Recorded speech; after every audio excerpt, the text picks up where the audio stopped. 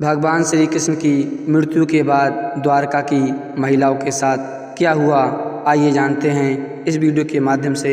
महाभारत युद्ध समाप्त होने के बाद यादवों का प्रभाव काफ़ी बढ़ता जा रहा था और वह आपस में ही संघर्ष करने लगे थे। ऐसे में एक दिन वायु देवता को दूत बनाकर भगवान श्री कृष्ण के पास भेजा।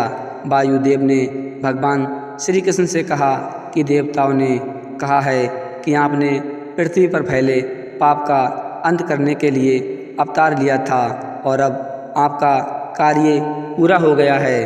अगर आपकी इच्छा हो तो आप अपने लोग वापस आ जाएं। तब भगवान श्री कृष्ण ने कहा कि जब तक यदुवंशियों का अंत नहीं हो जाता तब तक पृथ्वी का भार कम नहीं होगा, इसलिए अब मैंने इनके अंत की व्यवस्था कर दी है और अब केवल 7 दिनों के अंदर ही मैं भूलोक का अंत कर दूंगा। भगवान श्री कृष्ण के ऐसा कहने के बाद वायुदेव वापस चले गए, लेकिन द्वारका में अब शगुन के बादल मंडराने लगे। एक दिन सभी यदुवंशी प्रभास क्षेत्र यानी वर्तमान सोमनाथ मंदिर के पास स्थित समुद्र तट पर आए। यहीं यादवों में आपसी विवाद हो गया और वह एक दूसरे को मारने लगे। कुछ ही समय में यदुवंशियों की मृत्यु हो गई। इस स्थिति को देखकर बलराम जी सागर तट पर बैठ गए। भगवान श्री कृष्ण और उनके सारथी दारुक ने देखा कि बलराम जी के मुख से एक विशाल नाग बाहर निकल रहा है। समुद्र उस नाग की स्तुति कर रहा है। कुछ ही समय में वह नाग सागर में समा गया। इस तरह बलराम जो शेषनाग के अवतार थे, शरीर त्याग कर क्षीर सागर में चले गए।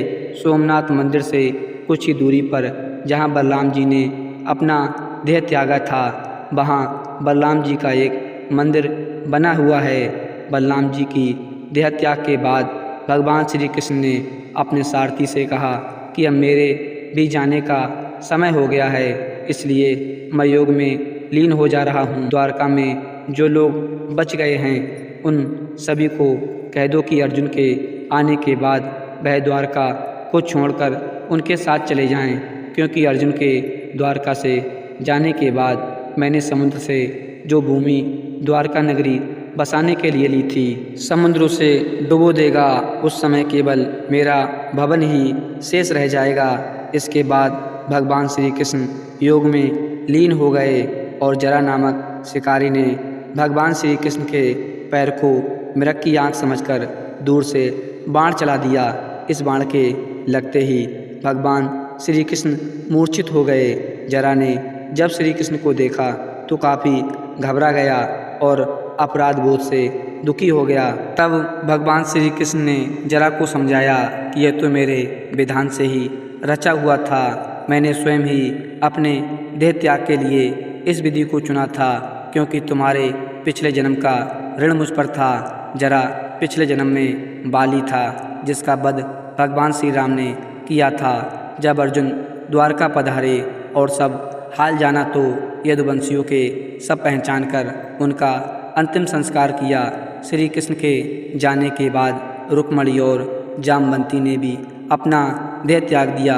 बलराम जी की पत्नी रेवती ने भी अपना देह त्याग दिया। इसके बाद दुखी मन से अर्जुन द्वारका से सभी बचे हुए लोगों को अपने साथ लेकर लौट पड़े और अर्जुन के द्वारका से जाते ही समुद्र ने द्वारका नगरी को डुबो दिया। इसके साथ ही कलयुग भी धरती पर आ गया। तो दोस्तों, आशा करते हैं कि आज की वीडियो आपको ज़रूर पसंद आई होगी। अगर वीडियो पसंद आई हो तो चैनल को सब्सक्राइब कर दें। मिलते हैं एक नई वीडियो में, तब तक के लिए जय हिंद, धन्यवाद।